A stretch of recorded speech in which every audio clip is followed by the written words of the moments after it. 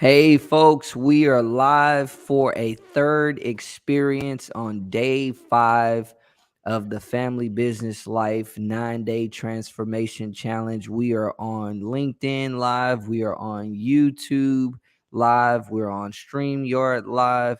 We're also on our website, team30.com // 9-day dash VIP, and you can actually watch it live there.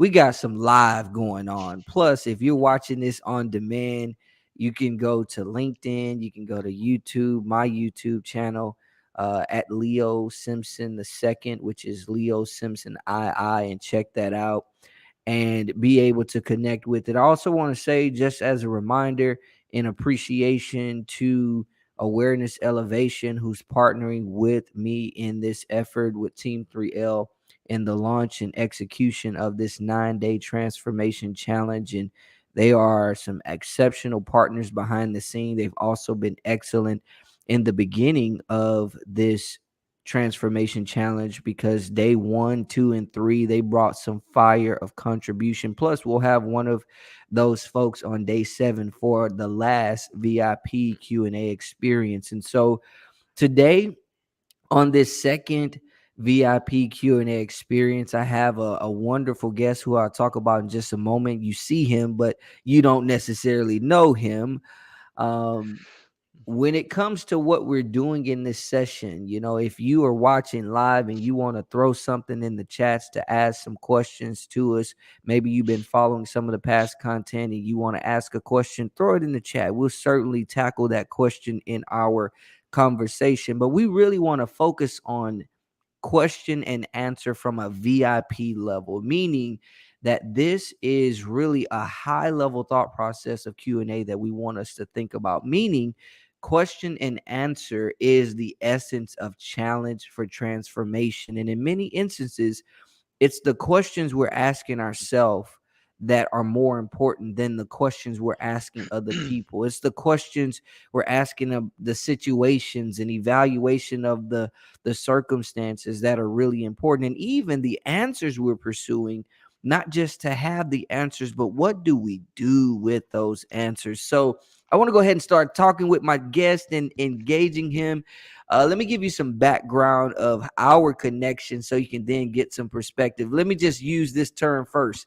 Is it's whiteboards and whiskey, or is it whiskey and whiteboards? No, whiteboards and whiskey. I Whiteboards own and I own whiskey. both URLs though. He owns both of them. So that's a phrase you might hear as we're talking, where like this is a moment of, like, I just did the lunch and learn. He does whiteboards and whiskey, right? Mm. So we're gonna learn while we get a little smoothness going into us. And that's a good bit of the context of Michael Rager's personality. Michael and I connected back in 2013 because both of us are what is now called the Maxwell Leadership Team. We're certified Maxwell Leadership Team coaches, speakers, and trainers, and we are, about adding value. That's a huge word from John Maxwell. We're also about, the focus and perspective of leadership, understanding that everything rises and falls on leadership, that leadership is the essence of all, because leadership is influence, nothing more, nothing less. And so that's really where we got our initial connections. Our paths took us in different directions for a season, and now I would even say by God's providence and sovereignty, we are back together, connecting and adding value, especially because of this technological age. A lot of what he's doing and what I'm doing are aligning. And so we are connected here today. We were having a conversation just on the other day, and he made a statement. He said, "Man, we should have recorded this." And I was like, matter of fact, I was looking for somebody to be in this spot. You available on Sunday? So listen, Michael, introduce yourself, talk about what it is that you do other than what I've already mentioned. And, we'll kind of go from there as far as, me chiming you in and back out and all that kind of stuff for the Q&A aspect. Well, sure. Leo, thanks a lot for inviting me. It was just great Sure. reconnecting with you the other day. That was just awesome. Yeah. And that was a great conversation. And we should have, I'm telling you, man, We we had good should stuff. have. It was brilliant. It was gold. Uh, but yeah, I've got a business coaching firm called Teach Your Business to Fish. Yeah. I'm formerly a fish biologist. I came from the oil and gas industry and started using my passion for fishing to uh, build a coaching firm. And we do a lot of coaching and training. We take people on corporate retreats. We actually get them out on boats and kind of do all that thing just to make things different. If you're building a business, everybody tells you to find your niche and be unique. I guess that's it. And then whiteboards and whiskey came up because we spent a whole bunch of money on a marketing company that they sucked, and Mm. they took a whole bunch of my money. And the very last day, we were kind of having an argument. I was going to sue them. I really was. I wanted to sue them. If they would have been in the U.S., I would have. And um, but one of the guys goes, "Why don't you just do whiteboards and whiskey since you seem to like board and you like to like drink whiskey?" And I said, okay. And I did. So I guess I finally eventually made my money back. It took me 2 years later, Yeah. but it's just the idea. And I just got sick of doing regular boring lunch and learns, and Yeah, absolutely, man. it's like, how do I make things different? How do I make it unique? How do we just take it to the next level? And it moved so much, Leo, that I was giving a talk to a bunch of coaches down in Cancun last October. And I talked about how I control my environment. I'm not a big social media. I'm not going to go spend a lot of money on social media to get me clients. Just Right. not going to do it. I'm an in-person guy. You want to kind of hang out with me and get to know me in person. And so I was talking about how I was doing that, and I brought up the concept of whiteboards and whiskey and what I was doing. And one of my coaches, Carl Bryan, was big into me pushing it. But I got done, and like five guys came up to me and said, "Hey, that's pretty cool. I want to do that too." And I had already trademarked it, so at least I got smart enough because somebody did try to steal it from me. He Yeah, you talked about that. tried to steal it. Um, I don't know if he really intended to steal it, but he started going out and trying to use all my stuff. Correct. And so I said, "Well, let's sit back." One of my clients is a patent and trademark attorney, and she's like, "Hey, dude, let's get this stuff trademarked and let's get it moving forward and let's go doing it." And we're actually to the point right now we're getting ready to franchise everything. We're actually running some simulated events right now. We ran some in Australia last week and South Florida. So, we're growing, man. We started a company out of, sitting back and having a cocktail.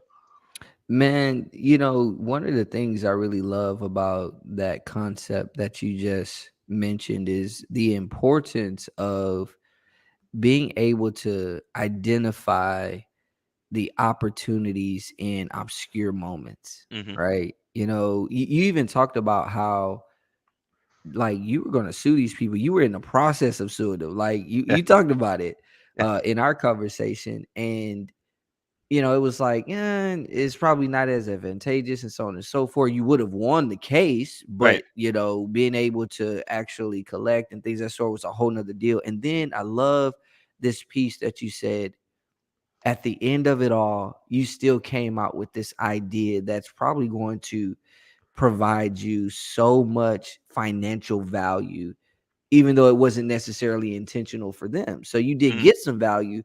And I think what's important to consider, what comes to mind for me, is that thought process of one of my favorite quotes from Napoleon Hill of every adversity brings with it the seed of an equivalent advantage. A situation can really suck. For example, your family life can be crashing and burning, but there's still in that adverse situation an advantage that you should be seeking to extract, but more so the Hmm. seed of it. And you take that seed out of it and then put it in a more fertile environment, and like you get something like whiteboards and whiskey, right? And so you've done a number of things. You talked about being in the oil and gas industry, being a Hmm. coach, coaching people all across the world, to be honest. Being a part of the John Maxwell team, that being an experience in and of itself, Hmm. going through the ebbs and flows of the changes and the dynamics of what was at the beginning versus what ended up being, even family life dynamics. You've been an instructor, in the community college environment, or professor more so. So you've had a lot of things that you've done. And what I want to, kind of do is talk about some questions that you've asked yourself in, crash and burn Hmm. moments. And, what you've done to overcome from those crash and burn moments. And more specifically, have you, which I kind of know, but I just want people who aspire did, have you experienced that dynamic of family life crashing and burning while business life was thriving and vibing? Yeah, yeah, I'm kind of going through it right now, Oh actually. wow. I'm kind of the final stages of separating right now, Right. and it just wasn't connecting. It got to the point, and I don't know, who was more involved in it, but when I worked before, when I worked in the oil and gas industry, um, I would travel 7, 8, 9 months a year straight, and I was on the road, and it wasn't very conducive to home life. Stuff when if you're not home, you can't do anything. Is you're sending big checks. They love the $30,000 a month checks coming home, Yeah. but I had my son, and pretty much for year two, I was gone. I was coming home every 3 weeks. The company I was working for was allowing me to come home every 3 weeks. I'd come home Friday. I'd get home I catch about the 4 o'clock flight out of Wichita to Houston. I'd be back home by 6:37. My 2-year-old would not talk to me again, or not even come near me, until it was about 3 hours before I had to leave to go back to the airport. Wow. And that happened for like about 8 months. And I'm like, all right, I can't do this. Yeah. And just kind of came back. And my wife at the time, she's very corporate, and I'm very anti-corporate. I've worked for some really big corporations, and I've just hated it. It just wasn't me. It was not doing what I wanted to do. And so I went in and I delved into doing all this, and I really started getting into the business side. And we had a friend that owned a resort in Belize, and going down there a lot. And he's like, man, he goes, you love to scuba dive, you love to fish. He goes, I'm really sick of having 20 to 30 people a month come to my resort and go use the dive boat at the resort next door. He's like, there's money to be made in my hotel. Can we Yeah. do it? And so I spent like 9 months, putting together a business plan, reaching out to people to find compressors and everything you need to be able to put the dive store together. And I found it, but I was still struggling on a few things. And I met a guy that was a coach. And so I've had mentors, but I never really had a coach. Right. So I hired him, and he made my wife come in. And I'm like I said, I've been working on this hard, Leo, because I'm like, I can see Mike sitting in the sun in Belize having a good old time. And our first session, she just looked at me. She came to the session. The coach wanted her there, and he said, she just looked at me. She goes, you're not going to Belize for 3 to 6 months out of the year, right? And it Wow. just like ripped everything out of me. Wow. So like here it is. I gave up that life where I was making the 30,000 a month. I took the corporate job to make her happy, and I had this opportunity, and I was working. I was happy working the opportunity. I'm like, it's like, man, I always want to go fly fishing, and I want to go hang around on the coast of Belize and doing this and this and this, and just pulled it right out the rug, right out from underneath me. And it really hit was about 3 years ago. We went back there as a family. 3 or 4 years ago, went back there as a family, and I ended up going fishing with the guy that now owns the place that would have been mine. And I asked him, I said, like, what are you making now? Just let me know. He goes, oh, you know, we clear 7 figures, well over 7 figures revenue. Profit margins are about 34, 35%. So I'm Sweet. like, so this guy's making $300,000, $400,000 living in paradise. And I'm like, you know, that could have been me. But yeah, kind of is what it is. So you just got to Yeah. hit back, and I had to take some time and realize what was going on, and uh, work and business, and I just really wanted to be supported. I just really wanted to be supported in what I was doing, and that really hurt me as a person, as I was trying to build a company. And Yeah. so that really kind of led to where I am now in my life. Yeah. It just didn't get there. And I said, I'm 57. I look a lot younger than that, but yeah. Come on But now. it's like I'm 57, and I'm like, I want to be around people that want to support me. I want to be Yeah. I want to be living the things I want to live. And I got a great partner right now in Australia that's helping me grow, White Boys and Whiskey Australia. He's like my brother from another mother because we both Yeah. love to fish. We both love to do everything. Um, all this stuff. So it's kind of turning out. Things are, moving in the right direction. You know what's interesting about what you shared? I seek to share with people, like, if family life is crashing and burning while business life is thriving and vibing, it's important to know that that crash and burn can be eliminated, right? Mm, And as it pertains to your current family, sometimes, it's bigger than just, spousal relationship, children relationship. It can be also, with your parents, siblings, etc.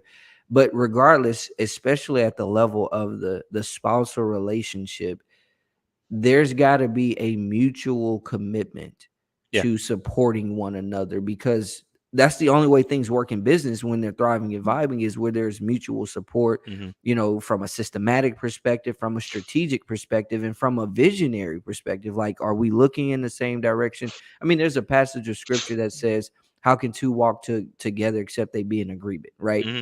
And so that's really the essence. And there should be a thought process I think people should have, that if you're not on the same page with the people who are on the team with you, then to eliminate crashing and burning, sometimes that means separation. When I say Hmm. separation, it's like you got to go your separate ways, Yeah. because you've got to be on the same page. And me being somebody who grew up in the church environment where my grandfather was a pastor, my dad ended up being a pastor. Divorce is one of those things that when people talk about it, the first thing they want to say is, "Oh, you need to go and get counsel, you need to go and get therapy, and We did all y'all work that. through that." And don't get me wrong, those things are helpful. Well, we They did all can be those things. helpful, We did all right? those things. It's Exactly.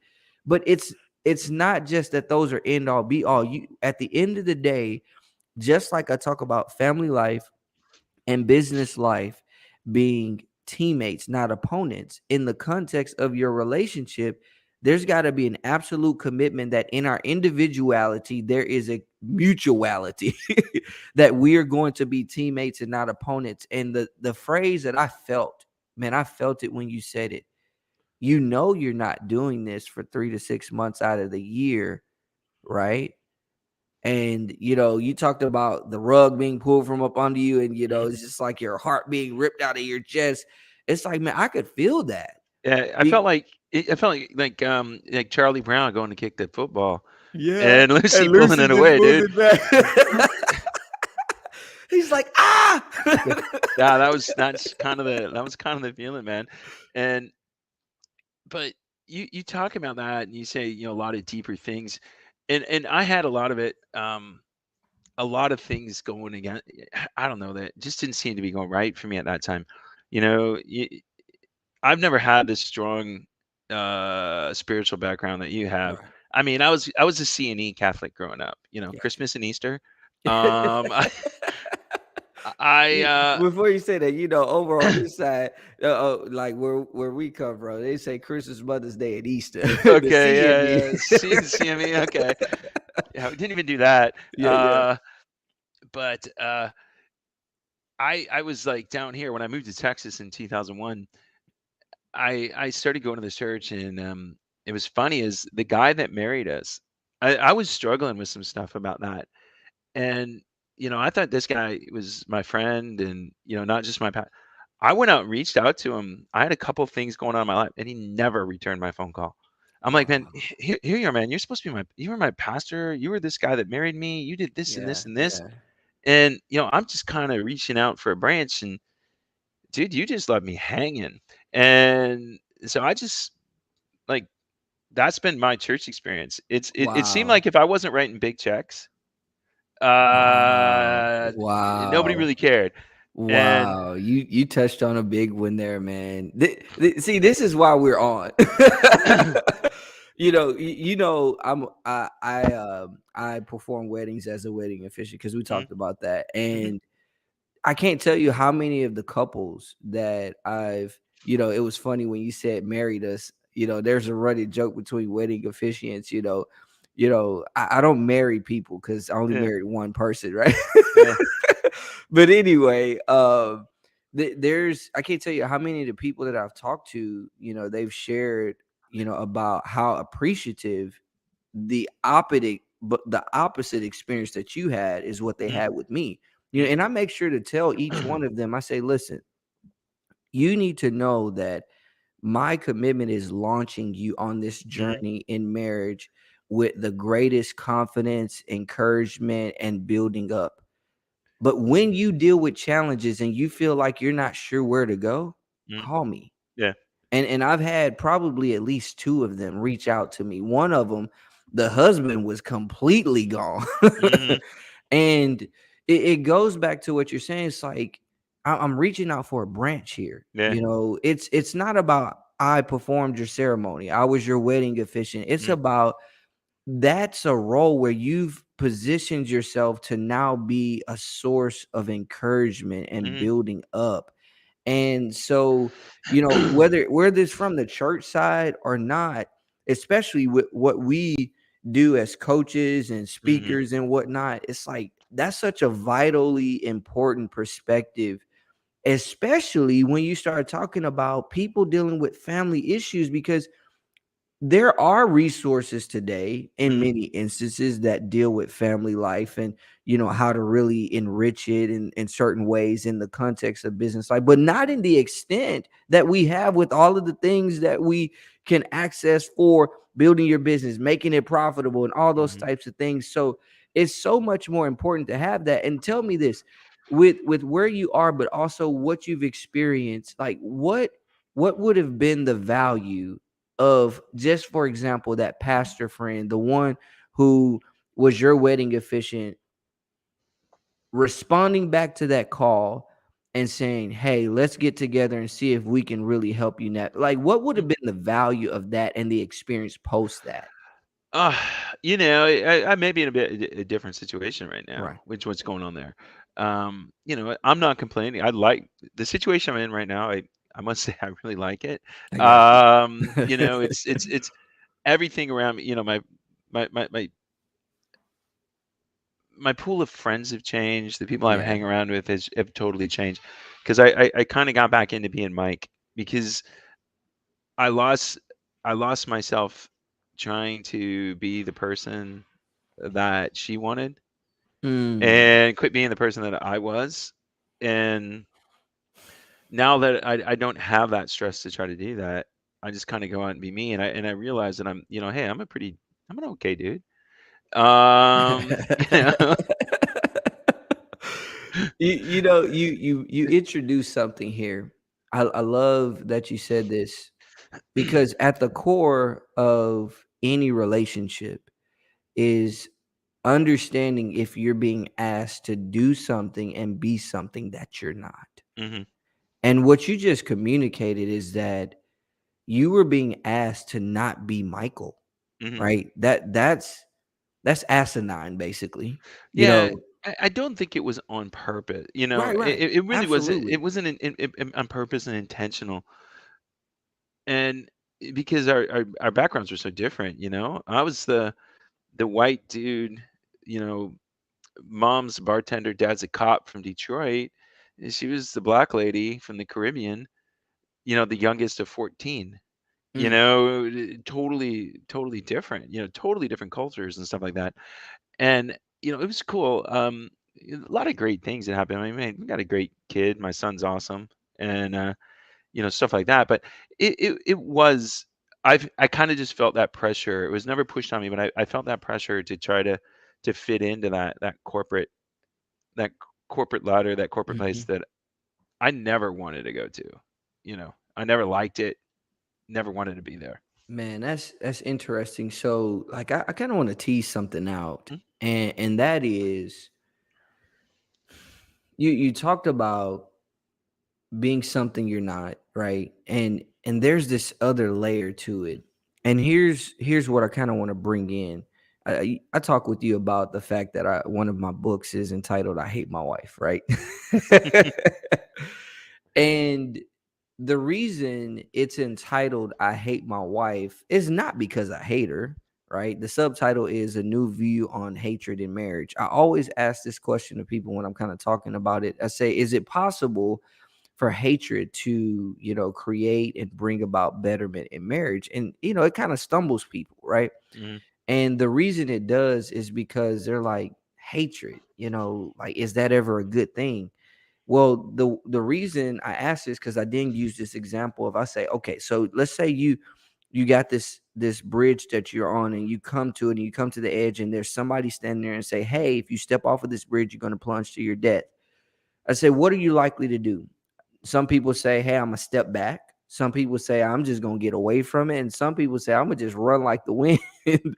And I said, regardless of which one you do, you got to understand that knowing that you could plunge to your death stepping off of that ledge positions you to think about what will keep you in a position to where you have life and being able to embrace it. And so that's the same thought process with hatred in marriage, helping to make it better. When you know exactly what hatred is, Mm-hmm. then you know exactly how to avoid it and go toward love, right? All right, now in the context of that, one of Mm-hmm. the fundamental perspectives about the coming to the conclusion that I hated my wife was this perspective of loving my wife as I love myself, right? Or not as I love myself, loving my wife as myself, right? Mm-hmm. And so what this actually means is different from how I was interpreting it. I was interpreting it as how I respond to things and my comfort levels, then I'm going to look at it that way as it pertains to her. And so, for example, you're like, I don't mind tension in certain ways. My wife doesn't respond to them the same way. And so when she would respond to certain things, I'd be like, oh no, you like it's cool, it's good. Like, come Mm-hmm. on, just get back up and let's, whatever the case may be. And she would just feel uncomfortable, more so because I even made her more uncomfortable. Yeah. Why? Because I was treating her the way, not the way I want to be treated, but I was treating her as if she needed to just respond to things the way I responded, Mm-hmm. rather than acting as though, because this is really what this means when you love your wife as yourself. It's really saying, love her in a way that the way she responds and feels is based on her. Okay. Mm-hmm. So how you deal with her is not based on what's comfortable and okay with you, but what's comfortable and okay with her, so that you can really see it from her lens. Here's why I said that. That doesn't mean it's isolated just to husbands, because there's perspective in it. That's really a leadership perspective. The Mm-hmm. truth is, we are to deal with people, especially in the most intimate relationship of marriage. We've got to deal with people understanding that we have an identity and the next person has an identity, Mm-hmm. and we should not allow our identity to impose upon their identity. Because when we do that, first and foremost, that's hatred. And not showing that type of love actually positions us to not get the value out of the interaction of our most intimate relationship. Now tell me this, and because this is really at the heart of people's ability to grow in particularly marriage, but any other relationship. If your wife was willing to be how she is about corporate for herself, but really celebrate and really understand what it is you needed as it pertains to thriving and adding value. Like, what do you think would have been the reality of y'all's relationship? Oh, I think it would have been much better. Okay. It would have changed things. It would have changed things to the point that I felt that what I was doing wasn't valuable, Okay. and especially the times when I wasn't making money. Mm. You Oh, I know how know, that feel, I bro. felt I know how you know, that feel. we've all been freaking broke. We've been working our ass off and not got a nickel coming in. Yeah. And that hurts. Hey, how are you gonna pay for this? I'm gonna go drain my 401k a little bit more. All that stuff you got to do, and it would have been, it would have, as guys, we need to feel that love a little bit. We need Yeah. to feel that support, Mm-hmm. and it's the same way, just knowing that somebody's there pushing for you to win. Not occasionally for me, it felt like she was pushing for me to fail so I would go back to corporate. Yeah, I love how you Yeah. said it. It felt like Yeah. I don't because think of she how it really was coming was. across. I don't Yeah. think she was, because I think she would have rather had me, throwing in the 30, 40 grand a month. But the feeling was there for Yeah. me. And it was just, it's like most issues with relationships is all about communication. Ooh, hit it. And no matter what you got to do. And, you know, I think I'm a good communicator. She thinks she's a good communicator. But our problem was we couldn't communicate well with each other. Mm. Ooh. And it made it hard. Because I came again, you look at where we're from. My family, when there was an issue, it was a knockout, drag out fight for 45 minutes until it was done, and then we were done with it. You know, Right, right. we got our last words in, we were done. It was over. There's no Yeah. more bringing it up. And with her, if I would raise my voice to this level right here, I'm yelling at her, Oh, wow.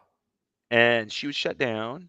Yeah. And she'd process things, and she'd get back to me like 2 weeks later. It's like, oh, so you read, like, no, I got mad about it and I got rid of it and it was gone. I didn't, the way I dealt with things is I just didn't keep it around. And so even though we had a hard time pushing through that communication level and never took the time, and that goes on both of us, we never took the time to figure out a way to make it Yeah. work that way, and just kind of go from it.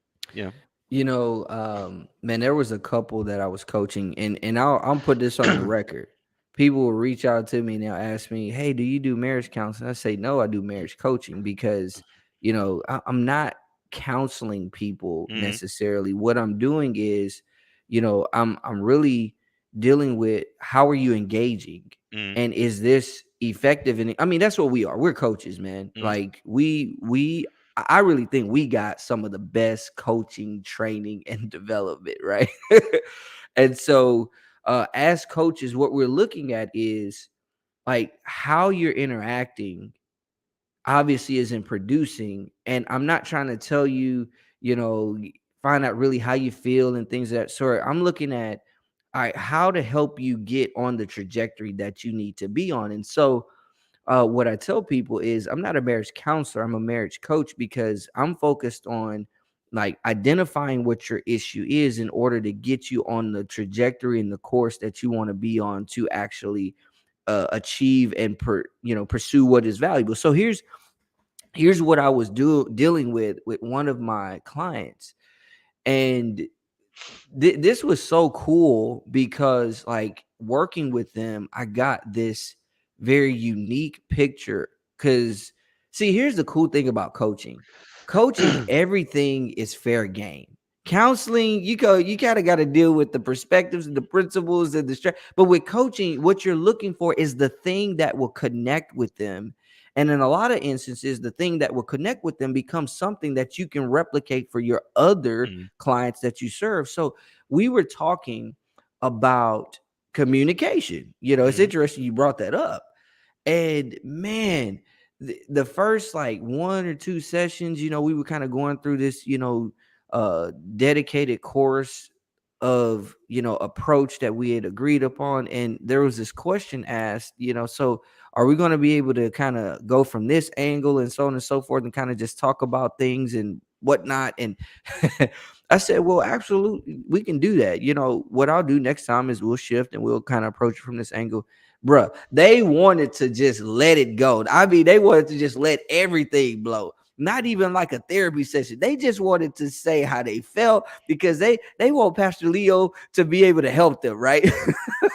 And so what ends up happening is I have to sit here and kind of listen to them just go back and forth. And it was cool. Let me tell you why. Because I got to see, how they were communicating, how they were engaging, understand their realities. And here's, what I was able to help them understand. First and foremost, how you're communicating with each other is a problem.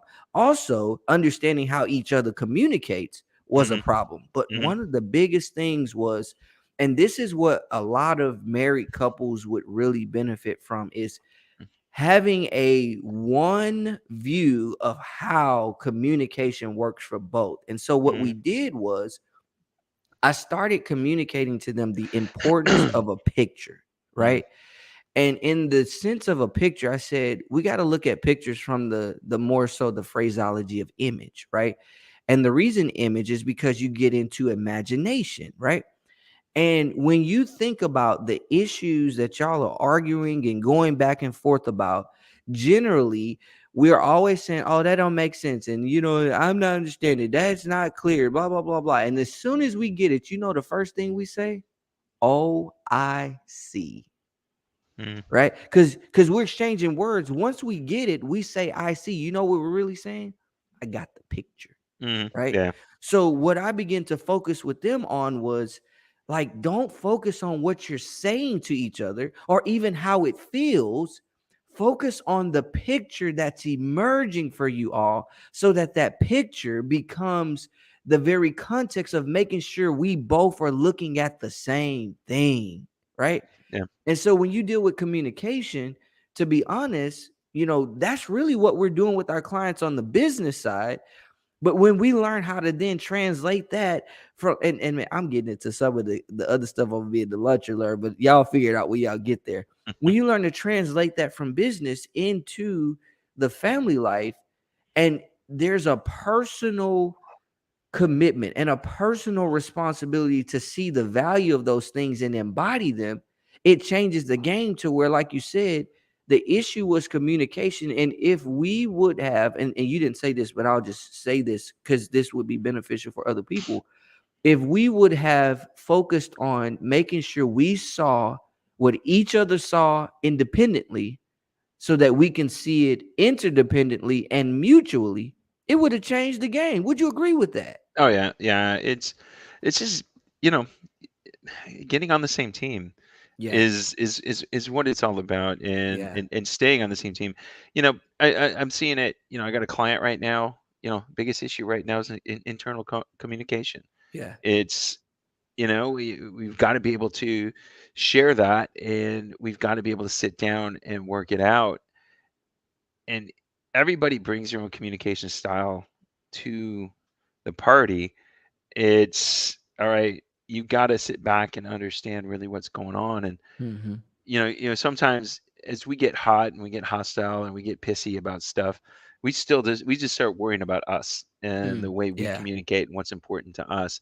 And it goes into the part we don't listen.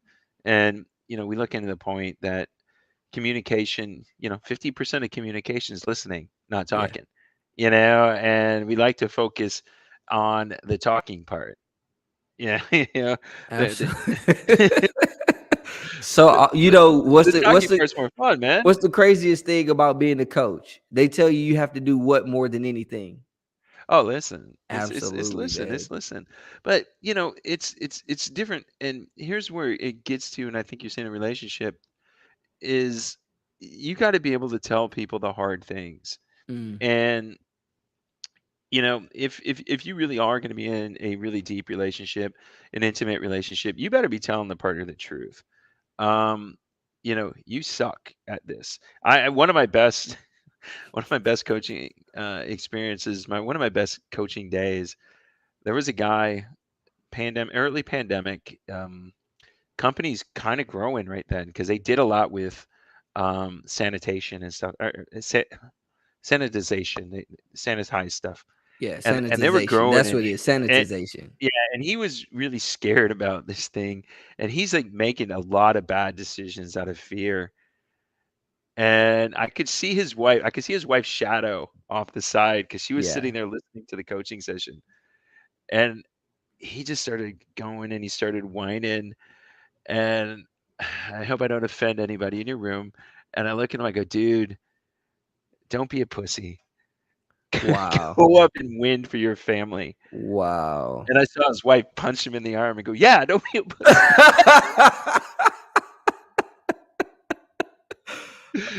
Listen, So, hey, you got to give it as it is so we can get the right picture, right? well, yeah, well, I found in coaching in the first 90 days, if you don't make them cry, or you don't tell if they don't tell you to F off, You haven't done your job as a coach Mm, because you're in there right now. In the beginning, you're digging on scabs in the first yeah. 90 days.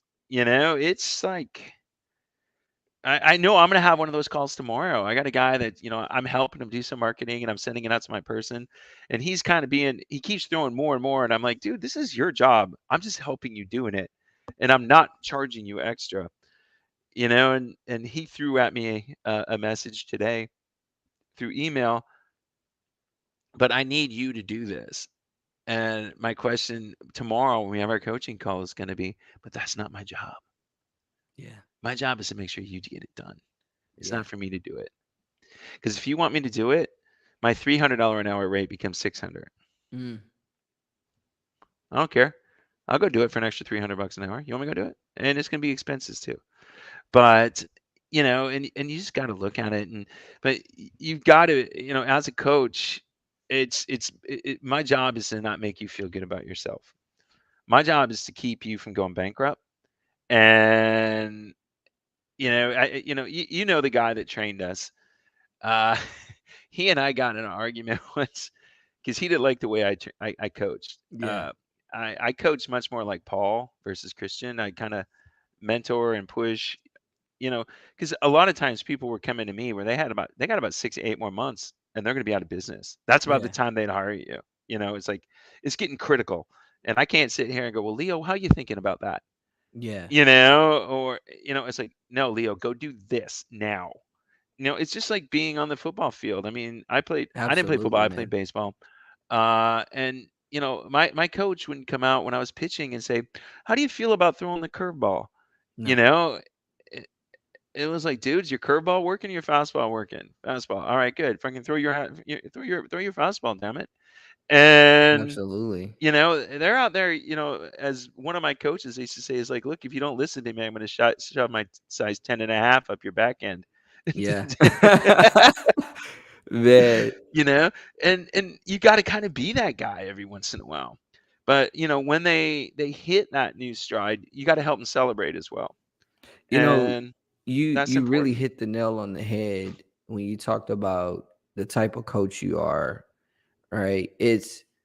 I think that, and for anybody listening to us, be it live or on demand, whether you're a coach, a trainer, in a corporate job, and whatever the case may be, what Michael is saying is that there are some people whose job it is to like be raw primarily, right? And we were trained by some very powerful coaches. Paul Martinelli was awesome. Mm. Like, I think Christian Simpson is one of the premier coaches. He and I don't get along. Yeah, but his ability to really bring out the art, the science, and the leadership elements of coaching are powerful. In that, though, what Yeah. you communicated is even the thing related to why you're even in the place that you are with having the transition in your marriage, Mm, because like there's got to be mutual support, right? mhm, And that mutual support has to be based on the identity of each person involved, right? Like, mhm. when see, here's the thing, man. You and I, we have a commonality, but there's a very unique distinction between us. But that unique distinction is the thing that actually creates the connection, Mhm, because there's value that we're able to gain from each other. mhm. Right. That's why we connected, back in 2013, and we're working to do some things and trying to create some Mhm. momentum together, because it's like you understand how powerful it is to celebrate the uniqueness of others and Yeah. be able to say, okay, this is, I guess you say, the foundational way to do something, but you very likely have to get into the nitty gritty of it. And I'll give you what I'm saying, because you brought up baseball. My closest connection to a sport as it pertains to coaching was, last summer I coached eighth grade basketball for, summer league. Mhm, And you are absolutely on point that there are points and times where you have to just get into the grind of that person's mhm, poor performance, right? Now I had a cool opportunity in mhm, that as the assistant. I would be able to kind of deal with some of the more preferential approaches of Christian because, guys come to the bench. I get to have that. So how do you feel? What's going on? Yeah. What do you think? Like, but that speaks to that there's a level for that, but also a timing, There's right? a time. Yeah, there's a time and a place for it, and Absolutely. when it is when that person's drowning, you better give them a hand, and you better show them exactly how. So let's take what you just said and let that be the lane and the direction we go with it. So you got lifeguards. What do lifeguards do when they go out to save someone who is, potentially drowning? What's the first thing they're taught to do? Man, they're going out there. They're turning around. They're getting them back to shore as fast as possible. But what's the thing once they get to the person they're told to do? Do you know? Uh, I don't know. I was a dive master, and we trained in the rescue. See, there you Eh, go. You're different. Let me eh. tell you what lifeguards are taught to do. They're taught to knock the person out. Oh yeah, yeah. So they don't Yeah. drown you both. Yeah. Yes, yes. Yeah, we Now we talk would. about that because that's really what you're talking Yeah, about. we did that in dive master rescue training too. Sometimes you let the person pass out.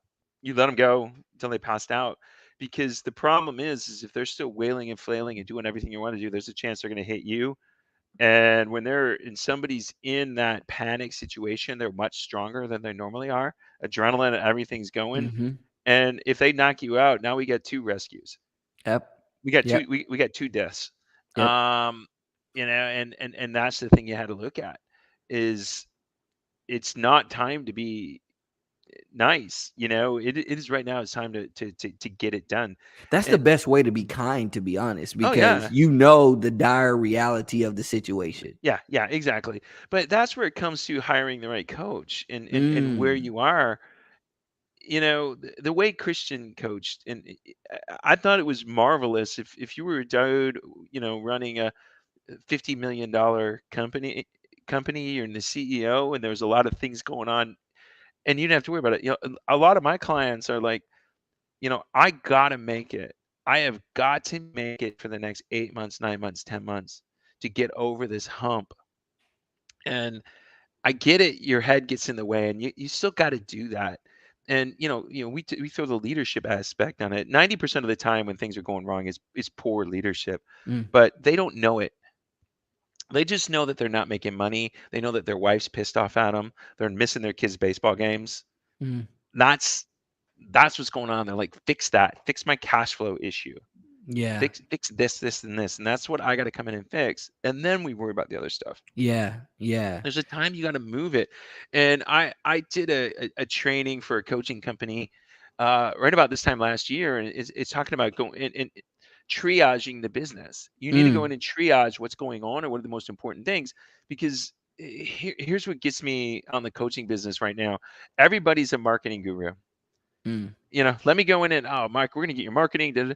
But people don't realize, one is, if they can't deliver the product, you're gonna drown them. Yep. You're gonna be the one drowning them. If you're a guy that just does marketing, and you just do this and look at biz dev, you're not helping the company. Yeah. You don't make money due to biz dev. You make money in companies due to strategic and streamlined implementation of what you do. Yeah. Do it Yeah. fast and do it quick and do it effectively without mistakes, then pour in marketing. But what Yeah. companies do is they go hire a coach, and this person throws marketing at them, and they never get a chance to be good. You hear all the time right now, multiple streams of income. It pisses me and me and Carl Bryan get on this all the time on social media. We say, look at you. You want you want 5 streams of income. It's like, you're not even good at one thing yet. Yeah. I didn't even say you were great at one thing. I said you're not even good at one thing yet. Wow. Quit trying to do 6 things. You can't. Go get great at something. And then once you get great at that something, go make 5 million bucks, and then go try to do something else. Yeah. You don't have to be a coach, speaker, trainer. Yeah. Go do what you're good at. Man, you talk about that, and one of the things, that really positioned me to experience crash and burn, in my family life was I was always trying to do like more than one thing. It's like I do this thing and then well, it seems like it's not working. Okay, let me do this thing because somebody presented something. And Mhm. man, I had this power moment, once I really got clear. And it was primarily, this past November, right before my birthday, where I really came to the point of clarity that, like, my problem that I solve is family life crashing and burning while business life is thriving and like, I Mhm. saw it with a Mhm. clarity. Mhm. And then I saw who it was. I saw that it was our, most disregarded group, which is our leaders, because there's automatically this perception that our leaders know what to do, right? Mhm. So our CEOs, business owners, and executives. And man, the moment that I got that clarity, it was like, all right, everything that don't fit with that, I'm chopping it. Mhm. I mean, and it was comfortable too. Yeah. I was like, I don't care. Matter of fact, I got somebody reaching out. I had somebody reach out to me, probably, I think it was through LinkedIn. And this was not a bad thing. It was just, they were like, hey, I think you would be great for this, and so on and so forth. Hey, would you like to have a conversation? I said, no, no, thank you. I appreciate it. This is not something that's within the context of my, lane and focus. And man, there was so much power there, Mhm. because, like, I'm not just going to get good at this one thing. I'm not just going to be great at this one thing. This is the thing that I am. This is what I'm about. This is a part Mhm. of my identity. And when you have that awareness yourself, it makes it to where the other people in your environment actually want to rock with you as Yeah. well. They want to support you. Yeah. Even if supporting you means, maybe we do need to separate. Yeah. Like, that's powerful. Yeah, but it just goes back into, I think the most important thing, your listeners can see is learn to say no. Yeah. I mean, it sounds like that's what you found is, Oh yeah. you learned how to say no. Oh man, The I got things my that power no. were not in your lane, and quit doing it. Yep. And listen. My favorite is the people that listen to the people that tell you how to be rich that's never made a freaking dime before. Yeah. Yeah. You know, Man. you look at somebody's it's like, wait, you've never made a nickel. You don't have a pot to piss in, man. And you're gonna tell Man, me I to don't hear do. that as much as I used to. I know. And you're gonna like, really, and you want me to do this, and this, and you're not making any money. Yeah. Yeah. Absolutely, man. And just get into it, and become great at what, figure out what you want to be great at, and go do it. And just stay on that course. You know, stay on that course, and just keep it moving in the right direction. Absolutely. So now y'all can see why, who's either watching live, listening live, or on demand. You can see why Michael and I were like, we need to record this. And I'm just telling you, if you like this, we're gonna have some more times where we're doing this. But there's something that Michael said as we close, and I'll throw it to you in just a moment, Michael, to give some final thoughts, as well as even how people can connect with you, be it through social media or even with your teach your business to fish type of things, or even whiteboards and whiskey. But Hmm. um, he said something about, the importance of hiring the right coach. Hmm. Now, when I say that or bring it up right now, there's a deeper level. It's kind of like a more broad perspective, and that is, have the right environment, be connected with the right community, Hmm. be connected with those who are going to really help you move in the direction that you need to go. Even, I often say this, that you can actually experience this, 9-day transformation challenge and all the value that comes with it, the on-demand experience, or even continue with the live,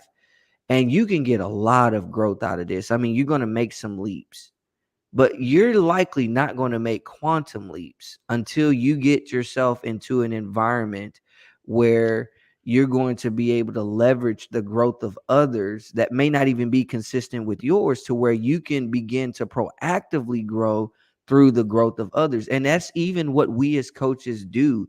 We seek to position you to look at things from vantage points and angles that you may not have been looking at, in order to help you leverage opportunities and advantages and growth that are very, very valuable and vital. So, when you think about all that I just said, first and foremost, join our community. And one of the things that John Maxwell taught in the very early days, and it's still in a lot of his content, is one of the most valuable things a leader can say is follow me. Mm, And I'm saying to you, not just follow me, I'm encouraging you to join me and so many others in being able to get yourself on the trajectory to be able to have true pursuit of mastery between family life and business life. But while I give you those final thoughts, share some, closing thoughts with us, and then how people can connect with you, Michael, sure. because this was awesome, brother. No, I'm glad we reconnected. This is fun. I think with the other things we're talking about doing, we're probably going to add a lot of more value to a lot of people going forward Absolutely. in the next several months. But I think you're right on target with if you can get a perfect home life and business life merging together, man, you're rocking it. Yeah. And it's something you need to do. You got to work hard at both and kind of go from there. And I think that's the whole thing. And I think you got to go back to communication. Communication is the key. Yeah. You've got to communicate back with your partner why this is important to you and why you're looking to bring it to the whole family, and why you're doing that, and get them to buy on. It's really funny. My son's 11, and he's watching everything we're building right now at Whiteboards and Whiskey, and he's like, I told him, I said, this is gonna be yours, if you want it. And he goes, so Dad, are we gonna get our own whiskey brand? And I go, well, we just may have to go do that. Wow. That's cool, And dude. he's already got his own little company. He's had his own company for like 3 years. He's got um, a recycling company in our neighborhood because we don't have recycling. So he recycles cardboard and paper. Oh, And wow. he makes about $85 a month. And hey, when you're Sweet. 10, that's all That's right. pretty It allows sweet. you to do some things, and he took up golf, so he's starting to learn how expensive that is. And go from So there. now he's starting to, how do I raise my prices and all of that, right? Yeah, yeah, yeah. How do I offer more value? No, no, just raise your prices, dude. You haven't raised your prices in 3 years. But it's with me and my business, my thing's profit. I mean, that's what I do. I work on profit, profit, profit, helping people set a 3-year goal and hit it. That's what I like to do. And, you can learn more about it at Whiteboards and Whiskey. And it's not whiteboards it's whiteboards and the letter N, Yeah. whiskey, WHISKEY, .com. Here in Houston, we do an event the first Wednesday of every month. If you're here and you like to do it, if you got people that are listening to you in South Florida, we've got stuff going on in South Florida. We're gonna have a few other things going on around Florida and Dallas, Fort Worth area here really soon. We got Sweet. stuff going right now in Australia. If you want to try it out, find out a little bit about the Teach Your Business to Fish stuff, follow me on our Facebook page and our LinkedIn page. We do right now. We've got 2 trips scheduled for this year. We've got a what's called our Snapper Spectacular. We go Mm. down to Galveston and we get down there on a Friday. We mastermind and barbecue and have a good old time Friday night. We go fishing Saturday, come back late in the afternoon, grill up some fresh fish and all that stuff, and talk about the day and exactly how the business and fishing, what we did that day, relates together. Yeah. And we do that, and it's teachyourbusinesstofish.com. Come join us. It's fun. That's the one I like to do. I got to the point I got sick of oil and gas. Wasn't fun. Going Yeah. fishing and drinking whiskey is fun. Yeah. So And it's fun with other people. that like it. Yes, Yeah, yes, yes, so yes. So that changes the game there. Listen, yep. folks, if you tuned in here, I know you got some value. If you're on LinkedIn, YouTube, and you're watching the on demand, leave a comment. Mm, Share the value that you got out of it, so other people can see it and be able to connect with it. But listen, join this community. For one, you're going to continuously be connected with folks like Michael, who are going to be able to take you to the next level in various respects. And number two, you can grow by leaps, but shouldn't you want to grow by quantum leaps? And you do that when you're connected with people who are looking to see the mm. same value and experience you have. So listen, thank y'all for tuning in for this VIP Q&A experience, the second in this 9-day transformation challenge. And listen, I hope you have the rest of your good day be the best of the day, because we're about to go do that too. So hold on, Michael, before you go, and we're going to close this out. Y'all take care. You hear me now?